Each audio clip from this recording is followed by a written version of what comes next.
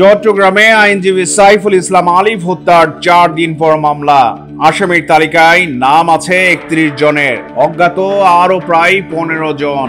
মামলায় এ পর্যন্ত গ্রেপ্তার 9 জন। হত্যাকাণ্ডের ভিডিও ফুটেজ দেখে তাদের শনাক্তের কথা জানায় পুলিশ। চট্টগ্রামে আইনজীবী সাইফুল ইসলাম আলিফ হত্যার 4 দিন পর মামলা দায়ের করা হয়েছে।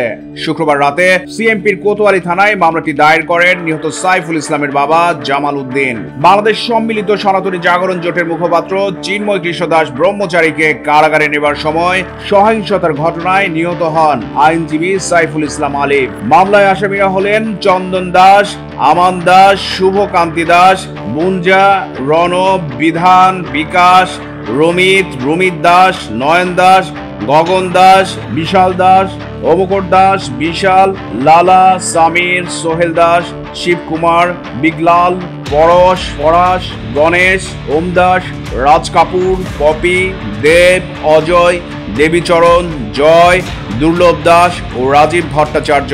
এছাড়াও আসামিদের বেশিরভাগই নগরের কোতোয়ালি থানার বান্ডেল রোড সেবক কলোনি এলাকার বলে জানা যায়। এছাড়া আরো প্রায় 15 জনকে অজ্ঞাত আসামি করা হয়েছে মামলায়। সিএমপির মিডিয়া অ্যান্ড পাবলিক রিলেশনস বিভাগের অতিরিক্ত উপপুলিশ কমিশনার কাজী মোহাম্মদ তারেক আজিজ জানান, মামলার 1 নম্বর আসামি চন্দন দাসকে কমলা রঙের গেঞ্জি ও হেলমেট পরে আইনজীবী সাইফুলকে কোপাতে দেখা গেছে। তাকে গ্রেপ্তারে অভিযান চলছে। তিনি জানান, মামলার আসামিদের বেশিরভাগ নগরের কোতোয়ালি এলাকার সেবক কলোনির পরিচ্ছন্নতা কর্মী। হত্যাকাণ্ডের ভিডিও দেখে এর মধ্যে 9 জনকে গ্রেপ্তার করেছে পুলিশ। মঙ্গলবার বাংলাদেশ সম্মিলিত সনাতনী জাগরণ জোটের মুখপাত্র চিন্ময় কৃষ্ণ দাস ব্রহ্মচারীকে আদালত থেকে কারাগারে পাঠানোর সময় সহিংসতার ঘটনা ঘটে। তাকে কারাগারে নিতে প্রিজন ভ্যানে তোলা হলে আদালত প্রাঙ্গণে প্রিজন ভ্যান আটকে দেয় চিন্ময়ের অনুসারীরা। এই সময় তারা স্লোগানে চিন্ময় কৃষ্ণ দাসের মুক্তি দাবি করে বিক্ষোভ করতে থাকেন।